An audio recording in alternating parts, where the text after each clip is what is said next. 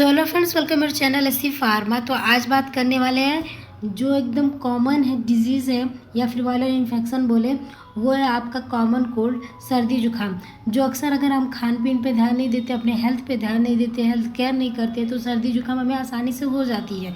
लेकिन ये काफ़ी बहुत गंभीर बीमारी नहीं है। अगर आप अपने टाइम से आपने मेडिसिन ले लिया है तो आपको ठीक होने के चांसेस बहुत ज़्यादा रहते हैं।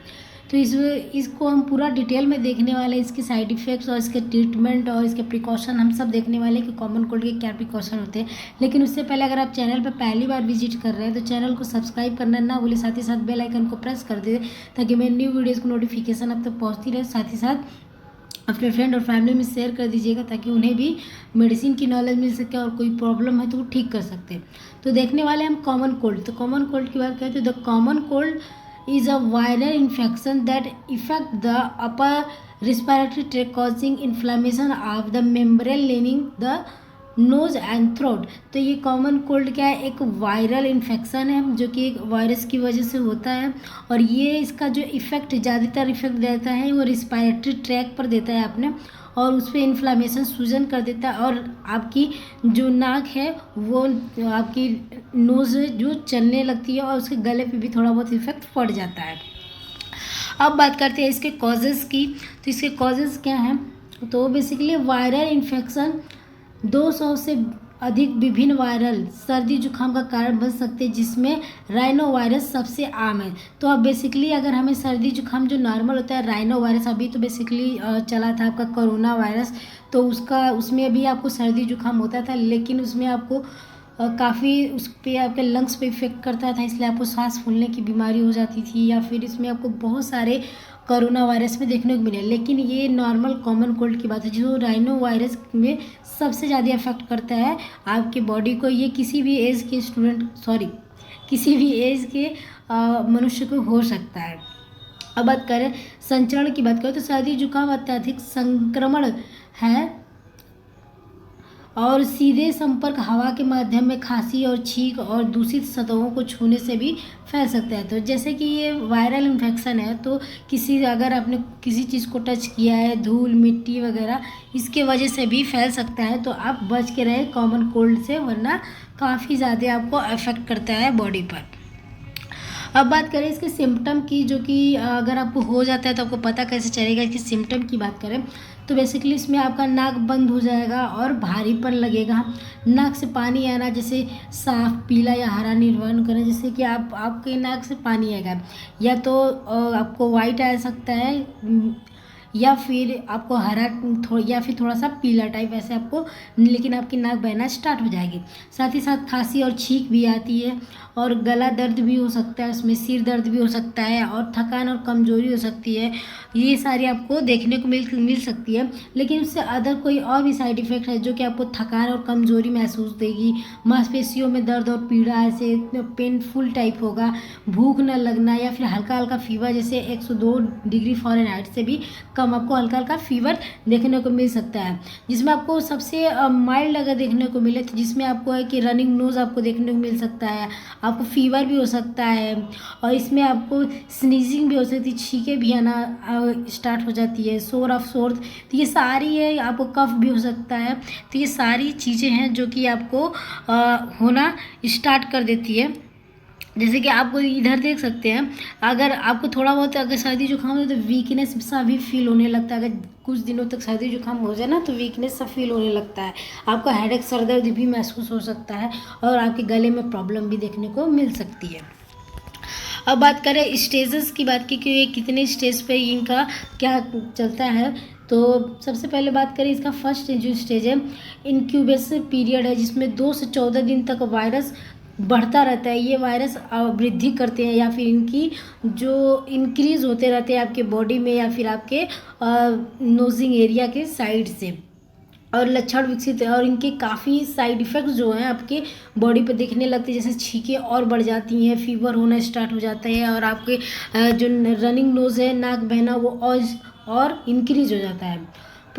अब इसके आगे जो आपका सेकेंड स्टेज है वो है प्रोड्रोमल स्टेज। इसमें क्या होता है कि 1 से 3 दिन में हल्के लक्षण दिखाई देने लगते हैं, जैसे कि आपके गले में दर्द और थकान सी महसूस होने लगती है।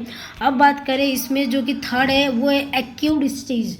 तो इसमें क्या होता है कि 4 से 6 दिन तक इसके जो वायरस होते हैं इसके लक्षण अपने चरम सीमा पे रहते हैं, जो कि उस टाइम काफ़ी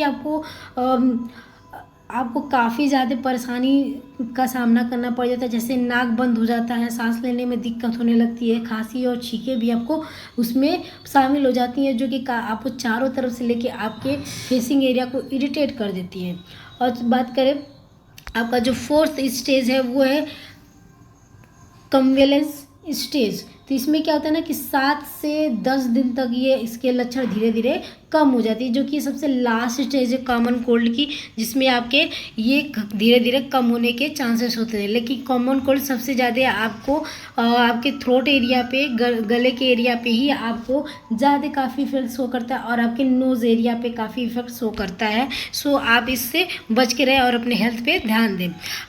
अब बात करें कॉम्प्लिकेशंस की, बात करें इसमें जो कि आपको मोस्टली देखने को मिल सकता है, तो उसमें सबसे पहले आपके आएंगे साइनसाइटिस आपकी आ जाती है, और ब्रोंकाइटिस भी आ जाएगा। इसमें आपका निमोनिया आ सकता है। ये सारी ईयर इन्फेक्शन या फिर अस्थमा के ऐसे आपको थोड़े बहुत सिम्टम्स आपको दिख सकते हैं। तो इसमें ये सारी चीज़ें आपको देखने के चांसेस रह सकते हैं।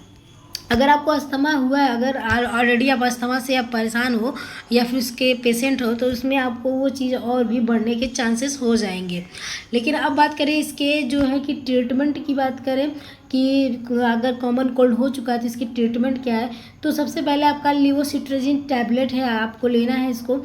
ये आपका बेसिकली एंटीबायोटिक है जो कि इससे आपको राहत देगी। साथ ही साथ आपको टैब लिमिसी और जिसमें विटामिन सी मिला हो वैसे आपको कोई विटामिन टैबलेट लेना है, जो कि आपको इम्यूनिटी को बूस्ट करेगा। ये आप देख सकते हैं लेंगे, लेकिन आपको काफ़ी से राहत मिलने वाली है। और अगर आपकी नोज़ ज़्यादा बढ़ रही है या फिर ज़्यादा आपको बह रही है, तो उसके लिए आपको नोज़ो क्लियर जो कि नोज़ ड्रॉप है आप उसको ले सकते हैं। ये काफ़ी आपको राहत देगी, इसमें नाक बहने की चांसेस कम रहते हैं। अगर इसके साथ साथ आपको माइल्ड फीवर है विथ कॉमन कोल्ड है, तो आपको हल्का फुल्का बुखार है, तो आप पैरासीटामोल एक टैबलेट भी ले सकते हैं, तो उससे काफ़ी आपको राहत मिल सकती है।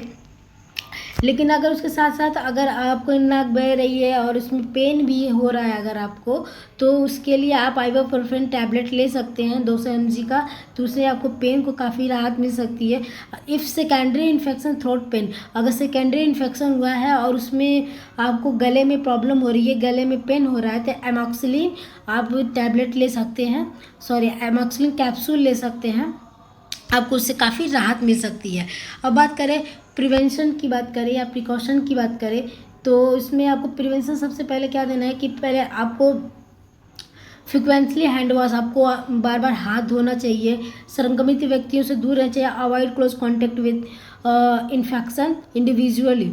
अगर कोई भी व्यक्ति है जिसको कॉमन कोल्ड हुआ है या सर्दी जुकाम हुआ रहा है, वो उससे खांसी आ रही है, छींक आ रही है, तो आपको उस चीज़ से बचना चाहिए ताकि आपको ना हो।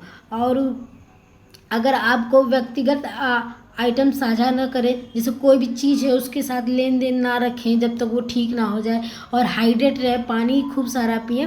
बट अगर आपको लेकिन कोल्ड पानी नहीं पीना, उसमें ठंडे चीज़ से परहेज करना है। और आपको गेट इनफ स्लीप, तो आपको पर्याप्त मात्रा में नींद ज़्यादा लेना चाहिए और एक्सरसाइज रेगुलरली करना चाहिए। उससे आपकी इम्यूनिटी और बूस्ट होती है और स्ट्रॉन्ग होती है। और मैनेज स्ट्रेस और अपने तनाव को मैनेज करें, कोई भी टेंशन ना ले, और इससे काफ़ी आपको राहत मिलने वाली है। तो थैंक यू फॉर वॉचिंग, मिलते हैं नेक्स्ट वीडियो में। लेकिन उससे पहले अगर आप चैनल पर पहली बार विजिट कर रहे हैं तो जरूर चैनल को सब्सक्राइब कर दें। आप वीडियोस देखते हैं बट सब्सक्राइब नहीं करते हैं, और साथ ही साथ बेल आइकन को प्रेस जरूर करें ताकि आपको मेरी न्यू वीडियोज़ को नोटिफिकेशन आपको मिलता रहे। सो मिलते हैं नेक्स्ट वीडियो में। Thank you for watching.